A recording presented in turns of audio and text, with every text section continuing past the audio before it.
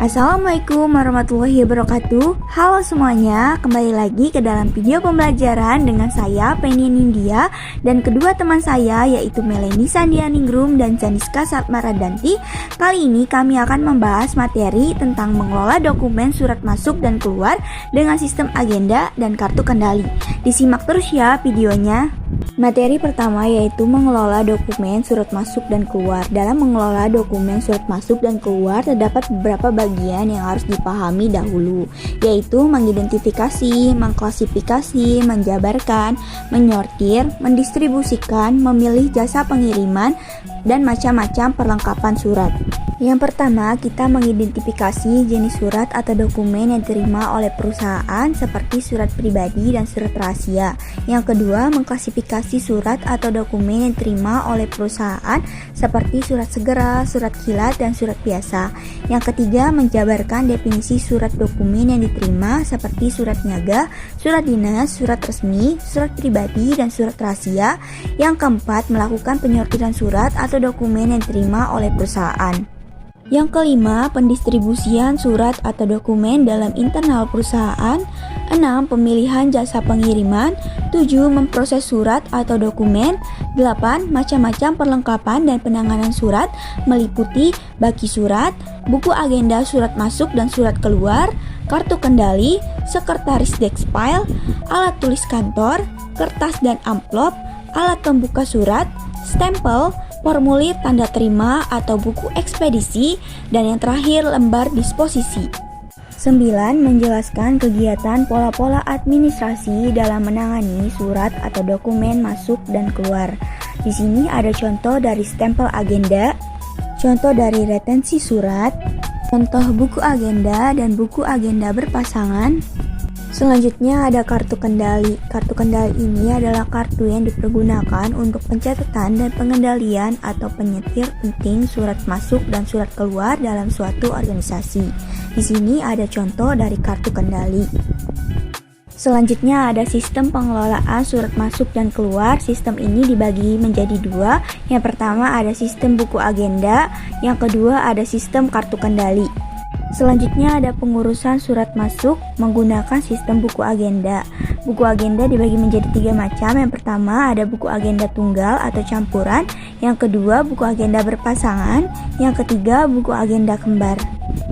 Kemudian ada beberapa istilah dalam pengurusan surat sistem buku agenda ini. Yang pertama ada buku verbal, kedua ada buku ekspedisi, 3 buku arsip atau klaper, yang keempat disposisi, kelima belangko konsep, 6 belangko surat, 7 taklik, dan 8 cap agenda. Selanjutnya ada prosedur penanganan surat masuk sistem buku agenda. Yang pertama penerimaan surat, kedua penyortiran surat, ketiga pencatatan surat, 4 pengarahan surat, 5 penyampaian surat, dan yang terakhir penyimpanan surat. Selanjutnya ada pengurusan surat masuk menggunakan sistem kartu kendali. Yang pertama ada makna kartu kendali. Kartu kendali ini adalah kartu yang dipergunakan untuk pencatatan dan pengendalian atau penyortiran penting surat masuk dan surat keluar dalam suatu organisasi. Yang kedua ada ciri-ciri kartu kendali. Salah satunya pada sistem kartu kendali ini perlu dilakukannya pengelompokan surat. Yang ketiga ada keuntungan dari kartu kendali. Kartu kendali ini lebih efisien dibandingkan buku agenda. Yang keempat, fungsi dari kartu kendali ini sebagai alat pengendali surat masuk dan keluar. Selanjutnya ada prosedur pengurusan surat masuk kartu kendali, dimulai dari yang pertama penerima surat, kedua penyortir surat, ketiga pencatat surat, 4 pengarah surat, 5 pengelola surat, 6 penata surat. Selanjutnya ada prosedur pengurusan surat biasa masuk, dimulai dari penerima surat, kemudian pencatatan surat, yang terakhir ada unit pengelola. Materi selanjutnya yaitu prosedur surat masuk rahasia menggunakan kartu kendali. Dorotul Yatimah menyatakan bahwa penanganan surat masuk dengan menggunakan kartu kendali terdiri dari yang pertama penerimaan, yang kedua pencatatan, yang ketiga pengarahan, yang keempat pengelolaan, dan yang kelima penataan. Langkah-langkah mengurus surat masuk rahasia yang pertama yaitu penerima surat. Nah, bagian penerima surat ini nantinya akan memeriksa kebenaran surat dan apabila alamatnya salah maka akan dikembalikan kepada pengirim. Dan bila alamatnya sudah benar maka akan dikelompokkan ke bagian yang ada, lalu diserahkan ke bagian pencatat dalam keadaan tertutup. Selanjutnya yaitu bagian pencatat surat. Pada bagian ini surat nantinya akan dicatat dan dilampiri dengan 2 lembar surat pengantar rahasia, lalu akan dilanjutkan kembali ke bagian pengarah surat dalam keadaan tertutup. Pada unit pengarah, surat akan diperiksa kebenaran pengisian kartu kendalinya dan akan diberikan kode. Lalu unit pengarah juga akan mengambil 1 lembar pengantar surat rahasia dan menyimpannya sebagai bukti bahwa surat rahasia berada di unit pengelola. Lalu nantinya surat akan diserahkan kepada unit pengelola. Selanjutnya unit pengelola. Petugas unit pengelola akan memberikan paraf pengantar dan menyerahkan lembar pengantar 1 kepada unit pengarah. Lalu unit pengelola juga akan menyimpan surat rahasia dan lembar pengantar 2 di unit pengelola. Materi selanjutnya yaitu pendistribusian surat. Pada pendistribusian surat yang pertama yaitu penyortiran. Penyortiran merupakan kegiatan memisah-misahkan surat untuk dikelola lebih lanjut. Pemisahan surat ini juga disebut sebagai penyosoran atau pemilahan. Yang kedua yaitu menguraikan. Pada bagian ini, hal-hal penting perlu diuraikan dalam pendistribusian. Yang pertama yaitu menggolongkan surat ke dalam surat pribadi dan surat dinas, lalu memisahkan surat pribadi untuk pimpinan, wakil pimpinan, sekretaris, departemen, biro, divisi, dan karyawan. Dan yang terakhir ada menggolongkan. Menggolongkan surat dinas dibagi menjadi surat rutin atau biasa, surat dinas penting, dan surat dinas rahasia. Jenis surat ini dapat diketahui dengan 2 cara. Yang pertama, meneliti sumber surat dari mana pengirimnya, alamatnya, dan stempel posnya. Dan yang kedua, meneliti cara pengirimannya. Misalnya seperti pengiriman segera atau kilat, pengiriman pos paket, dan barang cetakan. Materi selanjutnya yaitu pembukaan sampul surat. Pembukaan sampul surat merupakan suatu kegiatan membuka dan mengeluarkan surat dari sampulnya. Untuk mengeluarkan surat terdapat 2 alat. Yang pertama, alat pembuka amplop dengan tangan, yaitu misalnya seperti gunting, cutter, pisau, silet, dan sebagainya. Lalu yang kedua, alat pembuka amplop dengan mesin. Nah, mesinnya ini disebut dengan automatic mail opener. Gambaran mesin pembuka amplopnya dapat dilihat sendiri pada gambar. Lalu untuk prioritas pengurusan surat masuknya yaitu pertama surat kawat yang sifatnya segera, sangat penting dan harus didulukan dibuka untuk diteruskan kepada pihak yang berkepentingan. Lalu surat rahasia yaitu surat yang harus langsung segera diserahkan kepada pemimpin dalam keadaan tertutup. Materi selanjutnya yaitu pemberian tanggal, pemeriksaan surat, dan lampiran surat. Jadi sebelum surat dicatat dalam buku agenda, surat perlu dibubuhkan stempel ganda atau mesin stempel terlebih dahulu.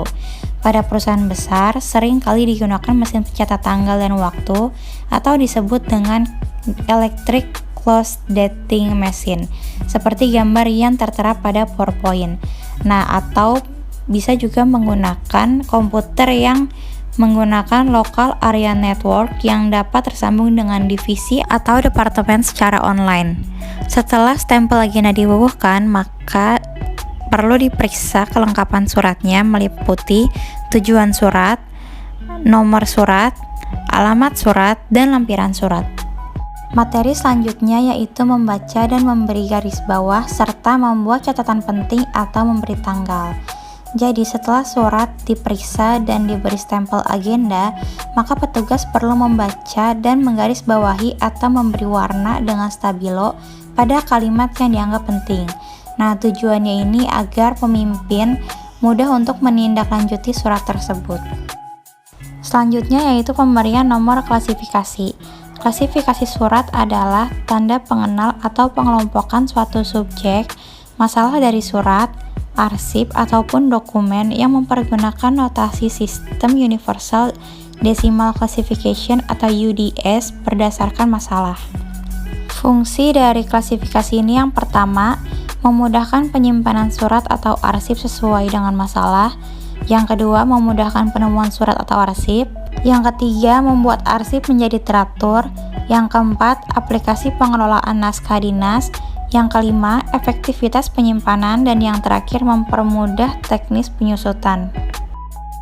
Pengarah surat adalah unit staf yang bertugas untuk menentukan kepada pengolah mana surat yang bersangkutan harus disampaikan. Bila surat sudah selesai dianggedakan dan ternyata surat tersebut dibutuhkan beberapa penjabat untuk diketahui, maka untuk surat ini dibutuhkan pengarah. Pengarah ini penting untuk dapat mengetahui dengan jelas arah surat masuk sesuatu kantor. Selanjutnya adalah penggandaan surat. Kegiatan penggandaan dokumen mampu memperlancar kegiatan suatu kantor serta mempermudah penyampaian informasi. Misalnya materi rapat dapat dicetak sebanyak peserta rapat. Arti penggandaan dokumen sendiri menurut KBBI berarti proses cara perbuatan atau penggandaan. Penggandaan juga bisa diartikan sebagai usaha memperbanyak atau melipatkan beberapa kali dokumen. Suatu perbuatan menggandakan atau memperbanyak dokumen sesuai dengan kebutuhan dengan menggunakan alat penggandaan sehingga diperoleh hasil yang sama dengan dokumen aslinya. Berikutnya ada contoh alat penggandaan dokumen, yakni fotokopi, mesin tik, dan printer. Selanjutnya ada pendistribusian atau penyampaian surat, yang berarti adalah pendistribusian surat merupakan kegiatan dalam mengirimkan surat-surat baik dalam lingkungan instansi sendiri maupun ke instansi lain di dalam perusahaan dalam mendistribusikan surat menggunakan buku ekspedisi. Tujuannya untuk memudahkan pencarian kembali surat atau arsip yang keluar pada bagian kearsipan. Berikut ada contoh buku ekspedisi intern. Buku ekspedisi intern adalah buku catatan perjalanan surat yang dapat menunjukkan bukti dalam penyampaian surat antar unit atau bagian dalam suatu organisasi. Selanjutnya adalah penyimpanan surat. Penyimpanan surat adalah kegiatan menyimpan surat dengan menggunakan sistem tertentu agar saat diperlukan dapat segera ditemukan. Kegiatan penyimpanan surat mempunyai prosedur agar teratur dan rapi. Prosedur penyimpanan surat masuk dan keluar meliputi pemeriksaan, mengindeks, menyortir, dan meletakkan. Selanjutnya adalah menyimpulkan efek dari kesalahan pendistribusian surat. Meskipun tidak sepele, hal ini dapat menjadi besar jika terjadi kesalahan dalam pendistribusian surat. Berikut ada beberapa hal yang dapat terjadi jika kita salah dalam pendistribusian surat, yaitu surat tidak bisa sampai kepada pihak yang berkepentingan. Yang selanjutnya ada surat dapat hilang sehingga informasi dalam surat tidak disampaikan. Yang selanjutnya dapat menimbulkan kerugian pada organisasi atau perusahaan jika diterima oleh pihak orang yang tidak bertanggung jawab. Dan yang terakhir adalah proses penanganan surat menjadi lebih lama.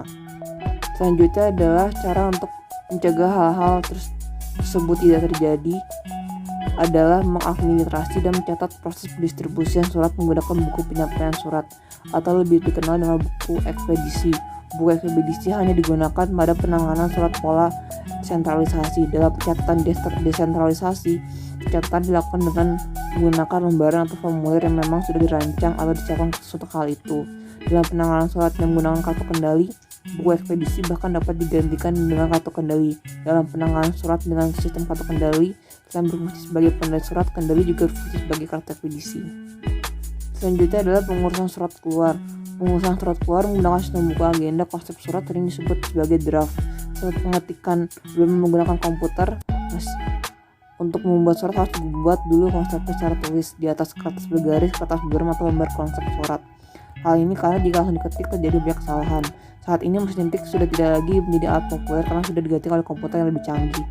Walaupun hanya konsep, namun pembuatan konsep sebaiknya juga dibuat dengan baik, disusun secara lengkap sesuai dengan aturan pembuatan surat, dengan bagian-bagian surat dibuat lengkap, termasuk juga bentuk suratnya, sehingga tidak terjadi banyak perbaikan atau revisi pada saat pengetikan.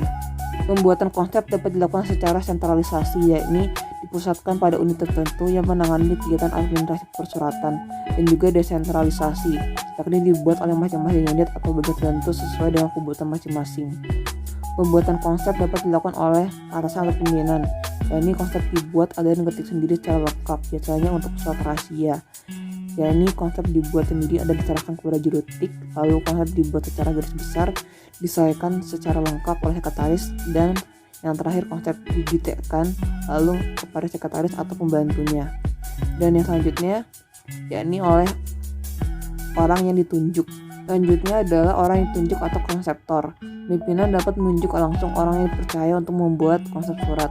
Agar ada keseragaman dalam pembuatan konsep surat, sebaiknya konsep ditulis di lembar konsep surat. Selain agar lebih rapi, juga memudahkan dalam membuat konsep dan mencegah ada informasi yang tertinggal serta jelas dalam pertanggungjawabannya. Jika konsep surat dibuat oleh konseptor atau bawahan, maka konsep tersebut harus mendapatkan persetujuan dari pimpinan. Tujuannya adalah memeriksa apakah konsep surat tersebut sudah sesuai atau perlu diperbaiki atau dikoreksi.